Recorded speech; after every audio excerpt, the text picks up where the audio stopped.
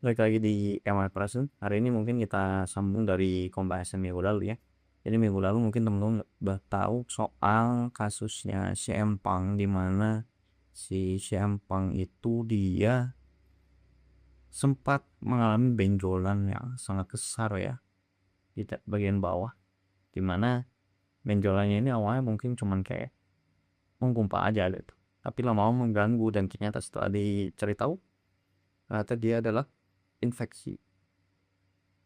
Nah, mungkin kalau kemarin kita bahas soal bioetik dari kasus ini, dimana kalau kemarin walaupun dengan apa yang terjadi ya endingnya nggak dioperasi dan cuman dikasih antibiotik aja.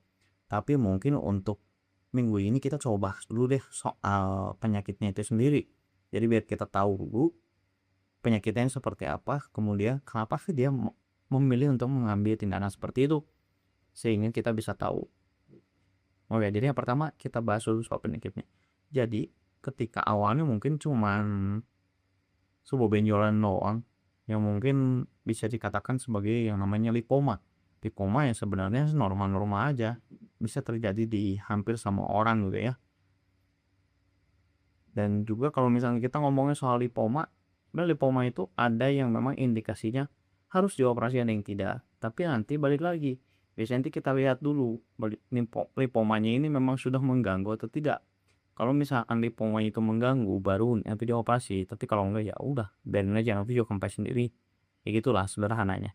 Tapi di sini karena dia terus-menerus dan juga ternyata makin membesar, itu ternyata diidentifikasi sebagai sebuah infeksi dari bakteri yang namanya MRSA. MRSA itu apa? Jadi MRSA itu adalah methicillin resistant Staphylococcus aureus. Jadi itu adalah sebuah varian dari bakteri Staphylococcus aureus yang cenderung resisten terhadap berbagai macam antibiotik secara umum ya. Jadi harus pakai antibiotik yang khusus biasanya. Jadi yang bukan terresistensi oleh si lapisannya dari bakterinya. Nah, gimana sih bisa terjadi dari infeksinya ini? Jadi mungkin kalau misalkan kita bicara secara sederhana, kenapa bisa terjadi proses infeksi ini? Sederhananya itu kita mulai dari yang namanya gesekan ya. Jadi mungkin teman-teman udah kebayang lah ya. Pas kalau gesekan, pasti dari apa? Baku hantamnya kah? Atau dari apanya? Bisa dari situ. Kemungkinannya sih pasti dari situ ya. Jadi nggak mungkin dari yang lain. Tapi ketika kita lihat semakin ke sini, mungkin kan kalau misalkan kita lihat dari struktur kulit ya secara sederhana, kalau misalkan terkena satu gesekan, ya mungkin cuma merah doang dan bisa kembali pulih. Tapi kan gesekannya pasti berulang kan?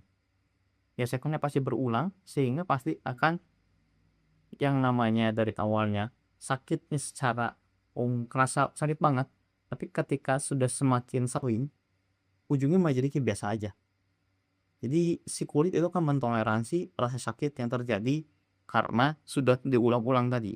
Sehingga apa? Ketika terjadi sebuah kerusakan di tingkat lanjut, di mana kerusakan terjadi di tingkat lanjut itu ada yang terkikis lah jaringannya dan lain sebagainya, karena tertoleransi itu dan tidak berhenti, sehingga sehingga muncul sebuah celah untuk terjadi infeksi yang lebih besar gitu loh. Jadi pasti sebenarnya normal terjadi gesekan. Tapi kan kalau misalkan kita bayangin aja sebagai seorang wrestler gitu, karena wrestler kan pasti gesekan itu kan terus terjadi secara berulang. Bantingan, lah dihantam dan lain sebagainya pasti adalah hal yang sangat umum. Belum juga ditambah bakteri itu sangat bersahabat dengan keringat. Keringat itu bagaimana? Jadi dia kan pasti akan membentuk kondisi lingkungannya yang hangat, yang lembab gitu.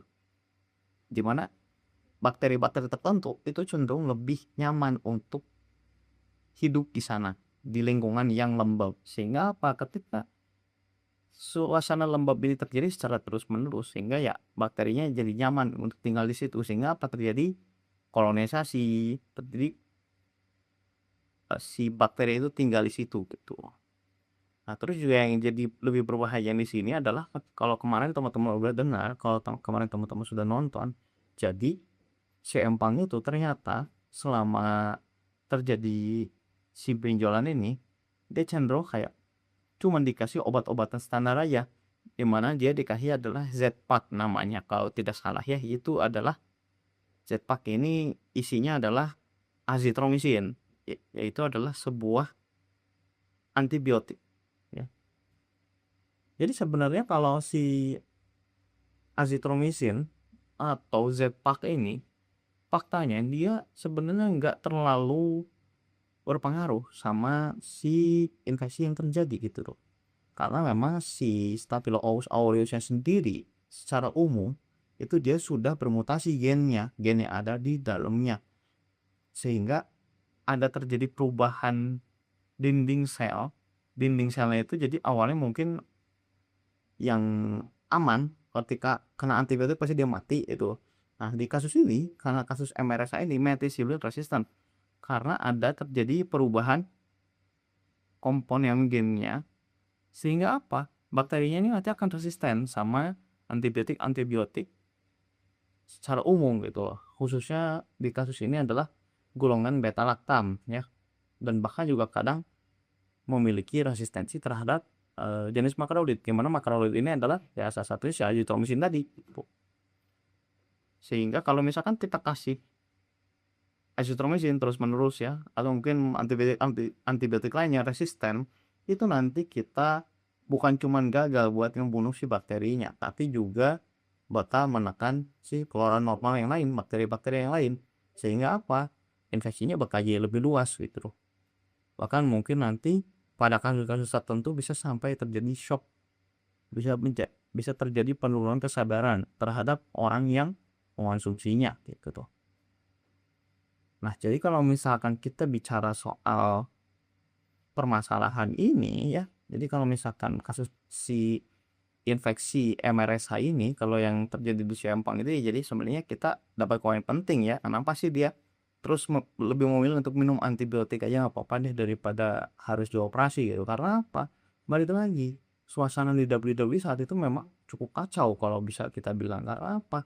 Tentu saja ya karena rezim Vince McMahon sendiri ya, yang mana saya nggak tahu sih ini video lebih duluan keluar yang mana, yang ini atau yang si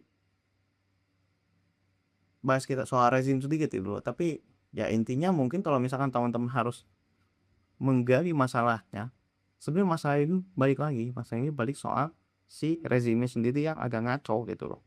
Rezimnya sendiri yang berantakan dalam mengurus soal wellness policy ini. Mungkin mereka sudah tegas dengan memberikan hukuman terhadap orang-orang yang mengonsumsi zat terlarang dan lain sebagainya. Yang gagal lolos tes itu dia akan dapat hukuman. Tapi mereka pun lalai dengan hal-hal seperti ini. Hal-hal seperti adanya penggunaan obat-obatan yang tidak baik gitu ya, yang tidak bijak, itu juga mereka kurang teliti ya. Ini sih jadi catatan buat kita semua ya, untuk lebih berhati-hati dalam berobat. Jadi tidak cuma sekadar ketika kita minum obat ini pasti sembuh, ketika kita minum obat ini pasti sembuh, ketika kita ditindakan ini pasti sembuh, itu jangan. Kita memang harapannya pengen sembuh, tapi kita berikhtiar ya, tetap memilih jalan yang terbaik gitu. Pasti kita konsulkan dulu. Jadi teman-teman mungkin bisa konsulkan dengan dokternya dan lain sebagainya. Jadi teman-teman bisa tahu kapan kita harus mengambil tindakan yang tepat di bidang kesehatan ya. Jadi jangan gegabah untuk mengambil tindakan secara sendiri. Itu aja dulu mungkin buat hari ini. Silakan teman-teman kalau ada yang mau kirim ide, kritik, saran dan lain sebagainya ya. Terima kasih banget soalnya kalau misalkan sudah ada yang mau kirim. Itu aja dulu hari ini. Semoga kita bisa bertemu kembali di video berikut. Sekian.